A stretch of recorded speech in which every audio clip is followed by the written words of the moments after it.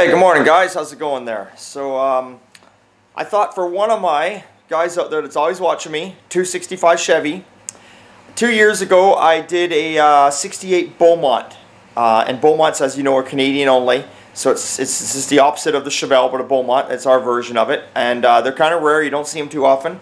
So I thought what I would do is, a guy brought it back, he's got a little door damage to it, and we repaired it. And I thought I would just quickly show you out there, 265 Chevy, a little Beaumont that we did a couple years ago. Now, it was not a frame-off restoration. I put on new quarter panels, and, well, you know what? Let's just go take a look outside. Let's go check her out.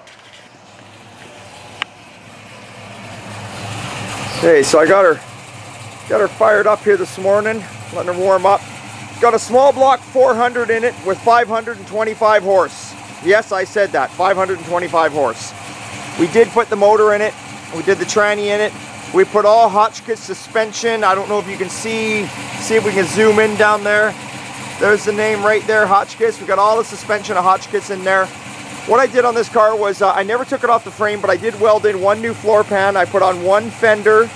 I believe it was the driver's side. I replaced the hood. This is the plain Jane Beaumont. This is called the Beaumont Deluxe. So there's not a lot of chrome on it, which is kind of unique. He's got the aftermarket wheels on there, as you can see. We'll walk around the other side here. Get a good look at her. There she is right there. So what happened was, he brought it in, he actually had a door ding going on up in here. So we fixed the door ding and away we go. So we'll take a look at the inside. The door panels are still all original, they're untouched. We put all new wiring in this car. We rewired the whole car. We recovered the seats. Recovered all the seats. It was not a console car, so we put the console in this car. It was a column shift, we did that. We put the optional steering wheel on there. I welded in one new floor pan. I welded both quarter panels on this car. And I believe that was it. That was about all I did there. And then, of course, obviously we did the paint in the body here. So there it is. Now the color on this car is, I believe it's, I can't remember now, it's called GM Imperial Blue. It's from a 2010 or 2011 Camaro. That's the color on it. So it's got quite a bit of pearl in it. It's actually got a lot of pearl in it. So I don't know if you can see that in there or not.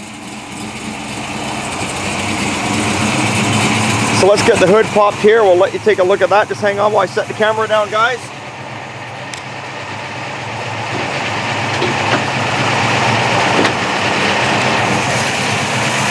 Alright, there we go. The whole motor's all rollarized. It's all done up.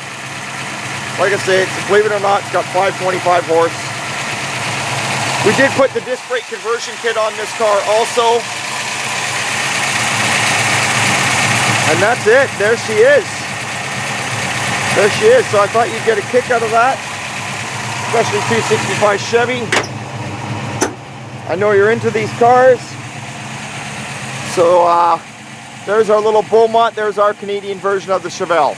Anyway, okay. Let's take a walk inside the shop here and let's see what's going on with Dave. And let's check the situation out, okay? Here we go. So let's see what Dave's up to. What do we got here? What the hell's going on here? What are you doing? Scotch Brite in the tailgate.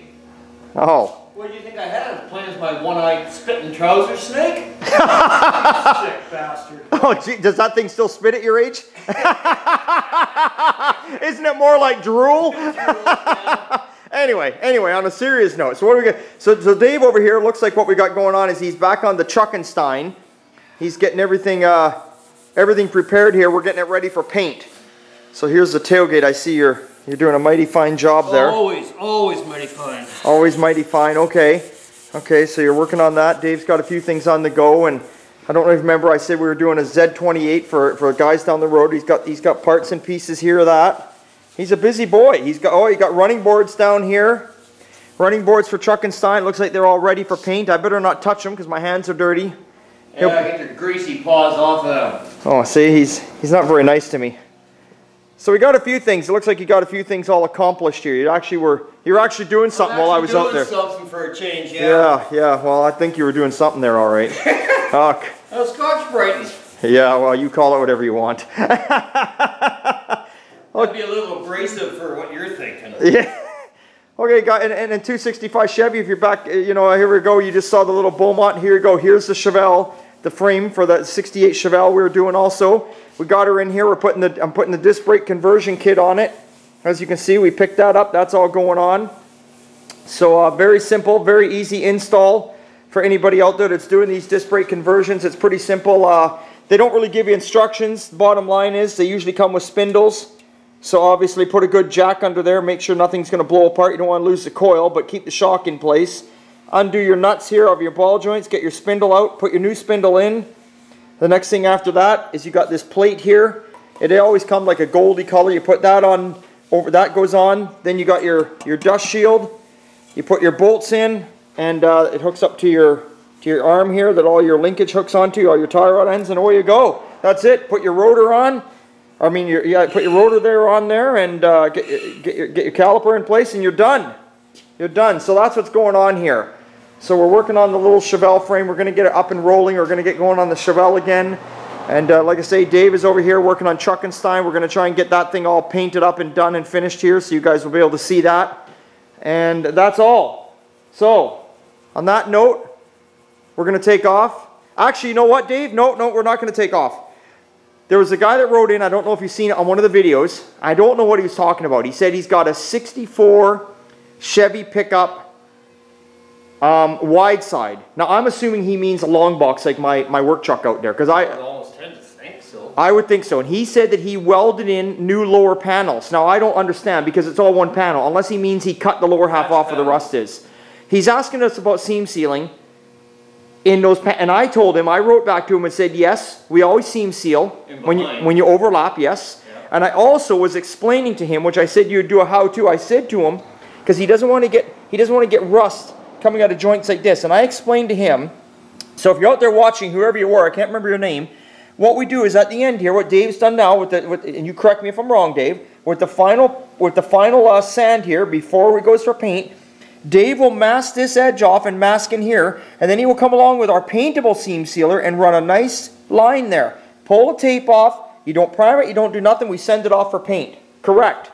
Correct. Correct, okay. Are you actually going to... You catch on pretty good for being boss. I do, don't I? Yeah. So anyway, but on areas like this, if this is what you're talking about, on factory seams like this, yes, you definitely want to seam seal, because we are going to get eventually water and rust lines will come out of there. Yep. Do you not agree? There's no stopping it. No. It happens to all vehicles. Always. Always. So there you go. I can't remember who your name is. I'm so sorry. I apologize. But yes, you would run seam sealer down there, and maybe are you going to be seam sealing this up later here today? Because we're going to be painting this, so you're going to be doing that, aren't you? Later on. Okay. Okay. So we'll tell them what we'll do a quick 1-minute thing on. We'll add it to this video and show them what we mean. Sure. Okay. Good enough. Okay. We're out of here. Bye-bye. Okay, guys. So we're going to add on to this video here in a minute, or whenever Dave gets his, well, whatever he's doing over there. Anyway, whenever he gets his act together, we'll add on. We'll show you about seam sealing. Okay? See you later. Okay, here we are at the end of this video again. I just left you a second ago. We'll get Dr. Dave is going to give his tip. Now, the guy that wrote into us, I'm going to look up his name here. I got the computer. It was WZH1953 is his code name. So we're just going to call him the 53 Whiz. What do you think of that, Dave? We'll call him the 53 Whiz. I'm good with that. All right, I see you're already there. Dave, proctologist. Dr. Dave is ready to go. Okay, now Dave and I figured out what you were talking about on your truck box. I should know because I got a 65 Chev pickup, but we figured it out. You're talking about the top piece matching up in the center to the bottom piece. Well, far above the center. It's only about a quarter way down, but yeah. Yeah. That would be the one. And yes, you should seam seal it. Correct. Yep. So Dave's going to show you how he's doing, what he's got. He'll explain. Dave, go from the beginning then. We'll let Dave take over. Sanded, acid etched for the bare metal, Scotch-brightered it, just for adhesion purposes. Final washed, so everything's clean in there. Masked it, so we don't get a bunch of goopy slop everywhere. And then, let's get down here. On it goes.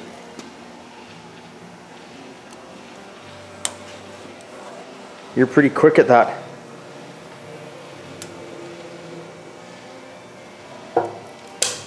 And hence the proctology glove. That's the proctology glove. I never wear gloves. Oh, you're such a man. That would explain why my finger, it takes me a week to get it washed clean after. I won't say anything. Get your mind out of the gutter. That glove shot. Now a little dip of thinners. Thinners, okay. Just to give it that extra little smoothness. Okay.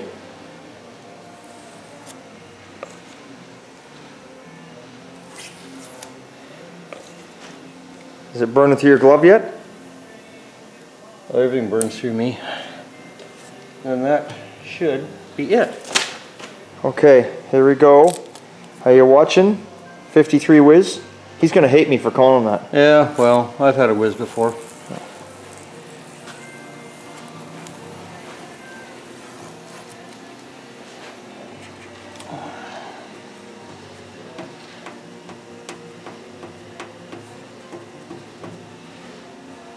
If I wouldn't have sanded my fingernails right down the bone, I've been able to pick that off earlier. Come on. You're doing just fine. Don't panic. Let me zoom in here and we'll see just how nice a job that is that Dave got. Well, it's kind of hard to, anyway. But that's it. That's it, there it is. It's all, folks. That's it. So, there we go. We're all good, right, Dave? Sanded, acid etched, washed, masked, put the gunk on. Done. Done. Just that easy. Okay. Okay, if you're out there watching. And don't try to do the whole truck in one whack, because you don't want that stuff sets up pretty fast. Okay. So you just want to do a section, bang, get it done, and unmask it. All right, you heard Dave there. So WZH 1953, there's your answer. I know exactly what you're talking on the box now. And yes, you should do it. My own personal truck, I was actually just looking at the box sides, and they're rusting there because it never was done. But mind you, that truck was done 15, 20 years ago. So good idea, good on you. Hopefully the tip helped out. That's it. And remember, it's always a good time at old time.